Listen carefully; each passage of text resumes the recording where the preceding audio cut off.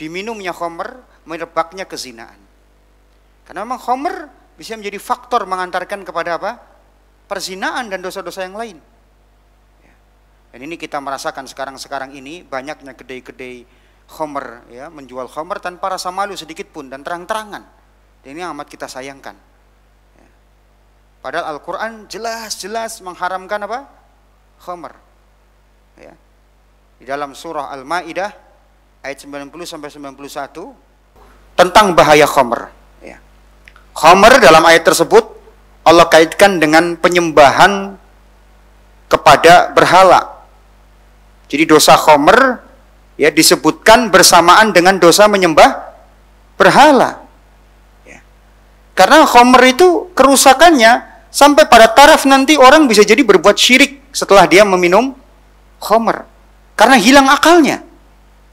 Makanya Allah sebutkan bersamaan dengan dosa-dosa besar lain seperti penyembahan berhala. Kemudian Allah mensifati khamr sebagai rijsun, sesuatu yang kotor. Ya, kotor. Sehingga sebagian ulama mengatakan khamr itu najis secara zatnya. Walaupun sebagian lain mengatakan khamr haram tapi zatnya enggak najis. Ada perbedaan pendapat di kalangan para ulama. Tapi pada intinya khamr itu kotor. Paling tidak kotornya dari segi apa? Dia merusak akhlak, dia merusak akal, merusak badan. Dan menjadi apa? Sarana menuju perbuatan dosa. Kemudian Allah mensifati khamr adalah termasuk perbuatan setan. Ya.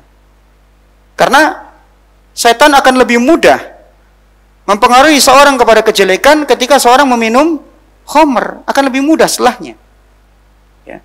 Kemudian Allah perintahkan kita untuk menjauhi khamr agar kita beruntung. Jadi kalau ingin beruntung dunia akhirat, ya dunianya juga baik, akhiratnya juga baik, maka tinggalkan apa? Khamr. Ya, siapa yang sudah berani dia menenggak khamr, berarti mulailah dia apa? Merusak dunianya dan merusak akhiratnya. Nanti kita akan bahas dunianya rusak gimana, akhiratnya rusak gimana. Gitu. Kemudian khamr dapat menimbulkan permusuhan dan kebencian. Ya, betapa banyak orang setelah minum khamr dia merusak, membunuh, berzina, ya, merampok, begal. Itu banyak orang-orang pembegal itu sebelum membegal dia minum khamr dulu. Kenapa? Supaya hilang rasa takutnya. Karena kalau nggak minum khamr dia sebenarnya penakut, ya, nggak berani dia begal. Karena dia juga takut juga nanti dibunuh. Tapi begitu dia minum khamr, hilang rasa takutnya sudah. Ya, hilang rasa takutnya sehingga dia akan melakukan pembunuhan dengan cara yang keji, dia pun akan lakukan. Kenapa? Hilang akalnya sudah. Gara-gara dia meminum apa? Meminum khamr. Dan hilang rasa malunya sudah.